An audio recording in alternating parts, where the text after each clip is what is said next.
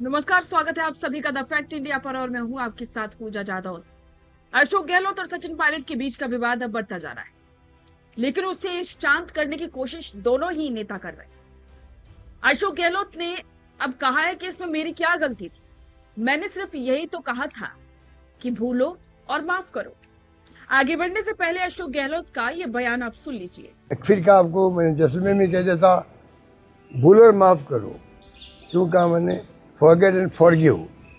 इसका मतलब था कि जो भी हम लोग जितने भी हैं नेता, ये नहीं था जो बाहर गए उनके लिए मैं कह रहा हूँ, सबके लिए क्या सब लोग हैं वो भूलो और माफ करो, छोड़ दो आज के बाद में पुरानी बातें और उसके बाद में सब मिलके चलो पार्टी इंटरेस्ट के अंदर। ये मैंने कहा मैंने क्या गलती करी, अगर वो मर्द समझ जाते उसको सब नेता लोग तो आज इससे दूसरी बनती। इसलिए मैं बार बार इस बात को मैं नहीं छोड़ना चाहता, मैं कमेंट करना चाहता हूँ। अब इसके बारे में कमेंट करना मैं उचित समझता हूँ कि कोई मायने नहीं रखता है। और मैंने दिल से बात करी और मुझे उम्मीद थी कि तमाम नेता, तमाम वर्ग, तमाम कार्यकर्ता किसी जाति का, बिरादरी के हो, वर्ग के हो, सब समझ जाएंगे मैं क्या कहना चाहता हूँ। जो समझने वाले समझ भी गए अधिकांश लोग, तो अब कुछ लोग नहीं समझ पाए, मान लो धीरे धीरे वो भी समझ जाएंगे, वो भी समझ जाएंगे देश हित में क्या है और पार्टी के हित में क्या है। और जो सच्चा कांग्रेसी होगा वो तो अवश्य मेरी भावनाओं को समझ करके फिर रिएक्ट करेगा, किसी भी तरह करे उसके ऊपर है। उसमें उनकी कोई गलती नहीं थी। उन्होंने सिर्फ इतना कहा कि जो भी हुआ उसे भूल जाओ, माफ करो और आगे बढ़ो, यही पार्टी के हित में है। अब अशोक गहलोत के इस बयान के कई मायने निकाले जा रहे। अशोक गहलोत अब ये स्पष्ट करना चाहते हैं कि उनका मकसद सिर्फ और सिर्फ पार्टी की मजबूती था, ना कि किसी को ठेस पहुंचाना, ना कि पार्टी की कमजोरी को उजागर करना।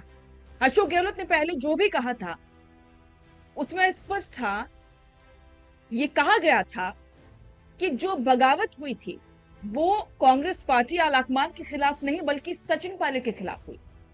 बस विवाद यहीं से शुरू हुआ था क्योंकि पायलट समर्थकों ने इसे आलाकमान के खिलाफ बताया था। तो अब अशोक गहलोत ने एक बार फिर से बयान दिया है और कहा है कि बस जो भी हुआ उसे भूलो, माफ करो और आगे बढ़ो।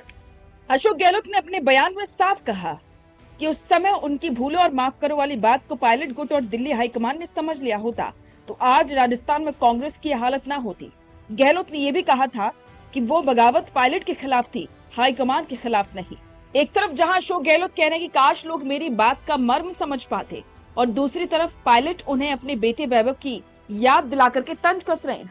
यही नहीं, उससे ठीक एक दिन पहले ही पायलट ने बिना नाम लिए विरोधियों को ललकारते हुए कहा था कि गलती उनकी नहीं थी और जिसकी गलती उसे स्वीकारना चाहिए। आंख में आंख डालकर देखोगे तो पता चल जाएगा कि कौन सच बोल रहा है और कौन झूठ। राजस्थान में एक बार फिर से अशोक गहलोत और सचिन पायलट डैमेज कंट्रोल करने में जुटे हुए, क्योंकि जो बयान अशोक गहलोत दे चुके हैं उसके बाद उन्हें चारों तरफ से घेरा जा रहा था। बीजेपी के तमाम नेता उन पर निशाना साध रहे थे और इसके साथ साथ पायलट गुट ने भी उन पर निशाना साधना चालू कर दिया, जिसकी वजह से उनकी जमकर किरकिरी हो रही थी अपनी स्थिति को मजबूत करने के लिए। और अब जनता के सामने ये मैसेज ना जाए कि अशोक गहलोत सिर्फ बयानबाजी करते हैं।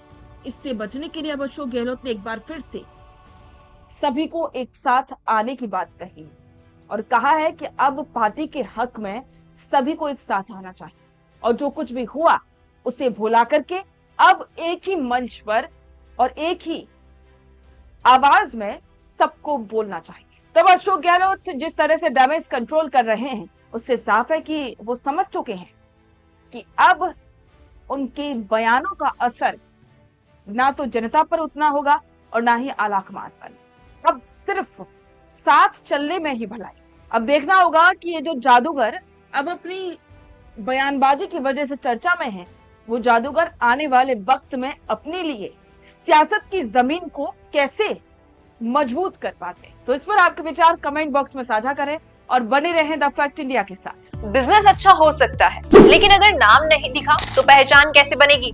अब टेंशन छोड़िए, द फैक्ट इंडिया आपके बिजनेस को देगा वो पहचान जो पूरे राजस्थान में हर किसी तक पहुंचे। न्यूज चैनल पर विज्ञापन, पॉडकास्ट और प्रमोशन के जरिए आप सीधे 5 लाख सब्सक्राइबर और 10 करोड़ से ज्यादा व्यूज तक अपनी पहुंच बना सकते हैं। तो देर किस बात की, आज ही द फैक्ट इंडिया से जुड़िए और अपने बिजनेस को बनाइए हर घर का नाम।